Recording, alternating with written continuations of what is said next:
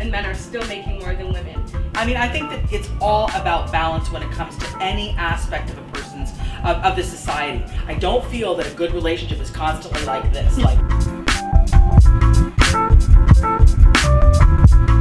Continuing our conversation on sustainable love, we are here today with Victoria Lorient Faibish, who is a holistic psychotherapist. She also holds a master's in educational psychology. She specializes in restoring healthy relationships as individuals and couples as well.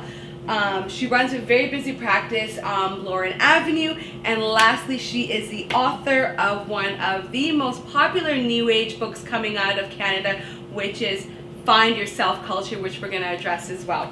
So we've come here today to talk to Victoria about this notion of the rise of the alpha female, along with the disruption of gendered roles. I mean, the real question is, will it be a lonely road to success? So, I mean, the first thing we have to really address is, what is the alpha female, right? And the alpha female is defined as the dominant female out of the pack. Margaret Wente of the Globe and Mail published an article on the alpha woman. It was called Age of the Alpha Woman, which was published in the Globe and Mail in October 2013. I'll give you a quote from her excerpt of what she defines the alpha woman or female as. So I quote, "Women like these are highly educated with full-time careers and some. They work like dogs. They have fewer children than most. Alpha women stay in school longer. Many later, they postpone kids until they're 30 and don't stop working when they do become mothers. They are sleepless, watch less TV, and may have sex less than other women because they're simply just too busy." So to add to this further, we also have some facts from Stats Canada, some stats, which would be between 1991 and 2011, the population of employed people aged 25 to 34 with a university degree rose from 19% to 40% amongst women. So the fact is that women are graduating at a 40% increase from 1991 to 2011. So they're becoming more educated. I mean, unlike Mrs. Wente of the Globe and Mail, I would not just pigeonhole the alpha woman as just being, of an elitist group. I also think that working class women can also be, alpha females. They have some of the characteristics of the alpha female, which is, they work 3 jobs, some of them, just to push their families forward. And of course that comes with, dominance and being very, not dominance, but being assertive as well. The glass ceiling isn't broken. Women are still, even though we're graduating more, and some women actually, of different classes and races graduate at higher rates, but the fact is that the glass ceiling is still there, and men are still making more than women in the workplace. So really what it comes down to is the notion of, can the alpha female, who is really the new modern woman, I would say, can she thrive in the romantic world? And that's the question. And we've come to you because you're a relationship expert, and maybe we're hoping that you can shed some light on this. So, So, I don't want to see it as such a grim prospect, I have to say. Okay. I would like to see it as, yes, women are becoming more educated, women are becoming more empowered, women are more leaders, women are leading the families, leading the businesses. The glass ceiling is still there. I do agree. It's something you've got to push through. So you need that sort of momentum to do that, and that focus. I get that, all of that. But I have to say that the only way that the grim outcome is really going to be sort of sustaining is if there is a complete lack of balance in that woman's life. So, you're asking about is the alpha woman sort of doomed to be, is that a lonely road, and are they doomed to be alone and all that sort of thing? Yes, is it a lonely road to success? Because we have to be assertive, because we know, like I said, the glass ceiling still isn't broken yet, so we have to be assertive. But you're right, we are kind of off balance, and that's the question. Yeah, I think that it's all about balance when it comes to any aspect of a person's, of the society. And in the case of the woman, who needs to sort of operate in a very strong way in the male-dominated world. They've got to sort of adapt that masculine way of being, that masculine quality of go, give, all those things. Not so much give, but more like be very, very outward-oriented if they want to create success for themselves. However, I do believe that, and a lot of women that I work with are in that category, very successful professional women. when they come into my office experiencing a sense of loneliness, there's no sort of male partner that can kind of match them, I would say that the thing that we most work on is they've got to develop that feminine principle within their private life. So in their professional life, they probably need to develop to keep going with that masculine principle. But in their private life as women, creating more of a feminine principle, so that there is a yin and a yang, a balancing experience. That is what I talk about often with people. There is no way that a balanced life can occur if it's all go go go go go go, self-bullying, go. That's not balance. That's going to create maybe some financial success, but I don't believe it's going to create personal and emotional success. Yeah, and which is important. Which is important, and I think what attracted me to even reaching out to you, I saw a few of your interviews where you talk about self-culture. Right. And the alpha female, I mean, we pretty much know ourselves, really well. Yeah. We explore ourselves a lot, but it's. But self-culture specifically, I mean, there is this experience where there's family culture, corporate culture, society culture, and I'm always posing the question, what about self-culture? Yeah. What is culture? Culture is a set of patterns, traditions, repetitions, ways of being that we kind of inherit generationally. And it's sort of an unwritten concept, especially if it's a family culture concept. Yeah. Ways of dealing multi-generationally with each other, But the question is, what about the self-culture? What about that person asking themselves, who am I? What do I want? Where am I going? And what do I need? That's a huge question. Yeah. What do I need? And if that's constantly lost in favor of society culture or in favor of corporate culture or family culture, usually people end up depressed or anxious. And you're right. And unhappy. And you're right, because I feel like even for myself, like, I'm a feminist, I'm, a black socialist, I have adapted up corporate culture, I have my family culture that I come from. So you're right, there are all of these, labels, not even labels, but identifiers, and you're right. Pulling forces. But it's doing nothing really in my romantic life.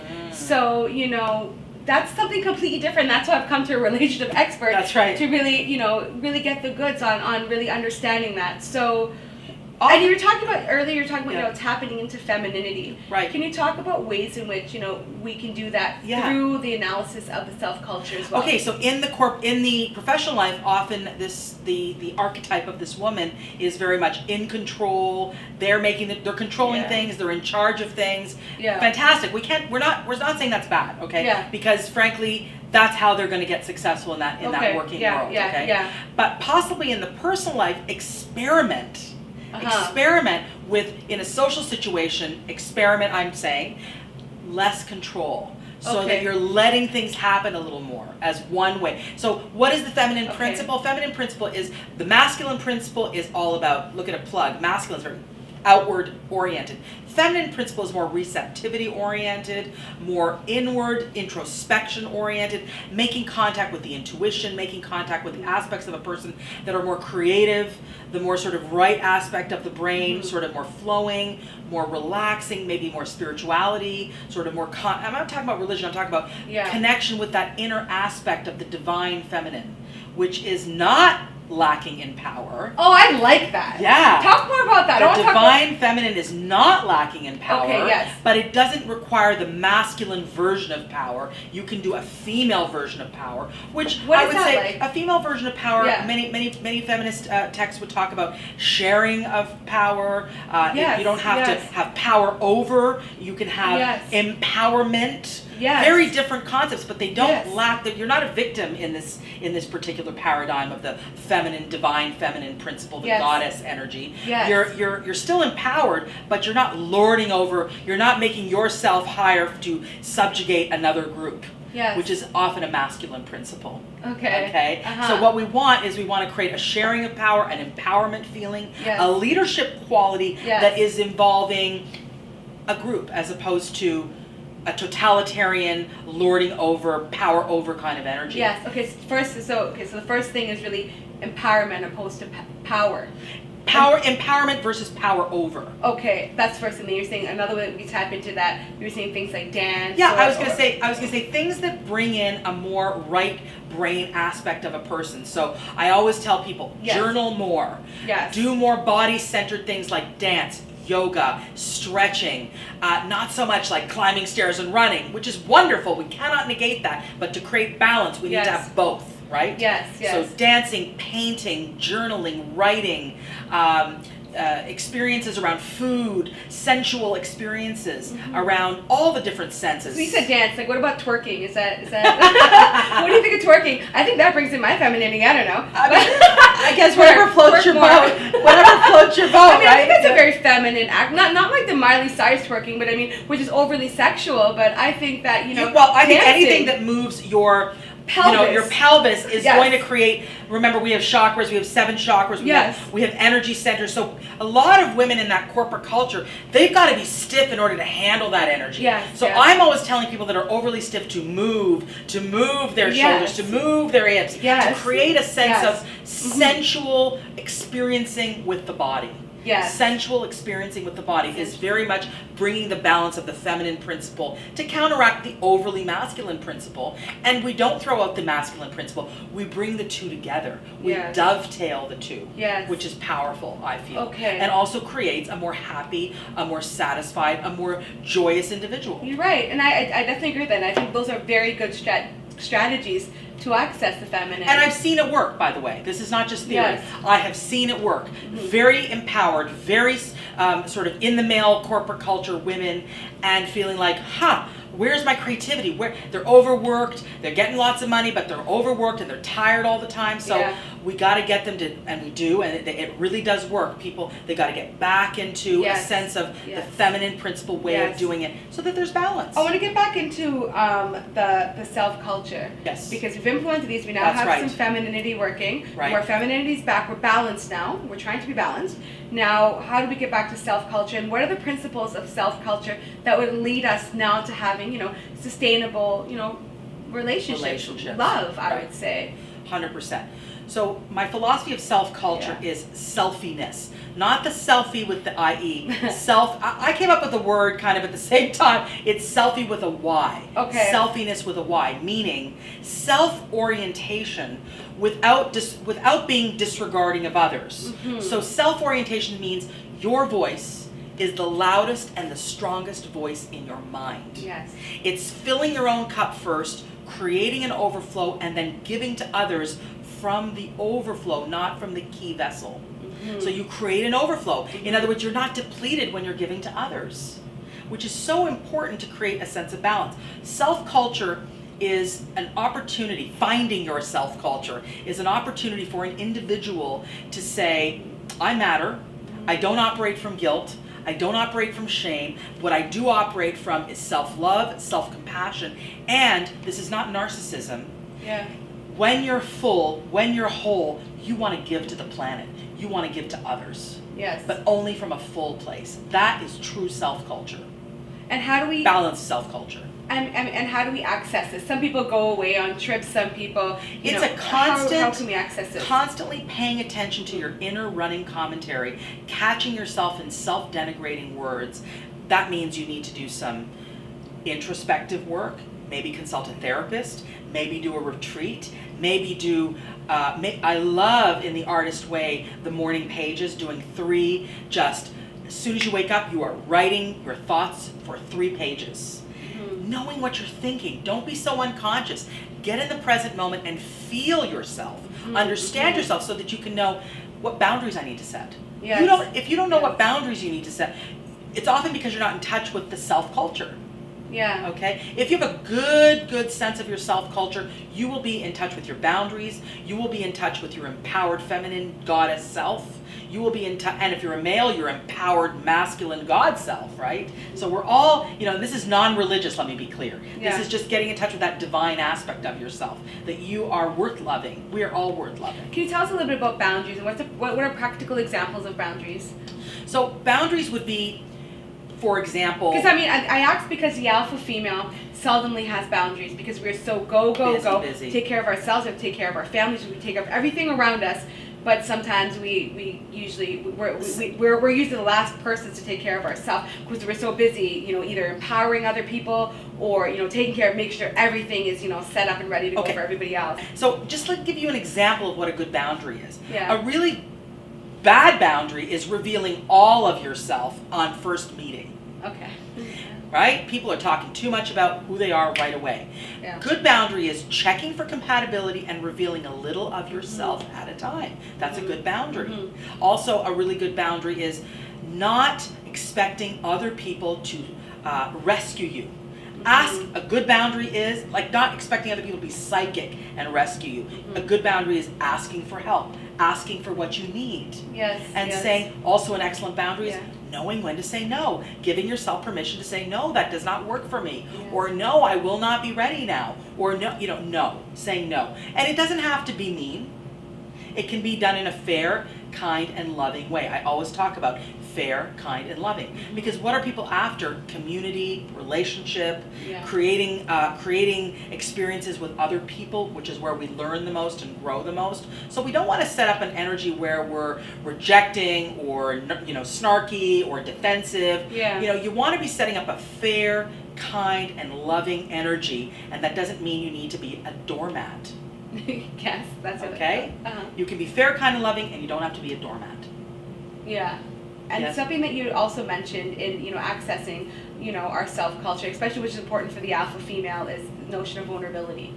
And I think that's where the alpha female really, really lacks, because we're very assertive people, and being vulnerable is not really our. Well, vulnerability is scary for a lot of people. Let's face it. Okay, people are like, I'm not going to show my soft, underbelly to just about anyone. And frankly, a good boundary is don't show your soft underbelly to just anyone. Check it out to see if they're a safe person to do that with, and that means you need to spend a little time with them. But in terms of sustainable relationships, in sustainable relationships, I'm in a 25-year relationship. I really understand long-term, passionate relationships.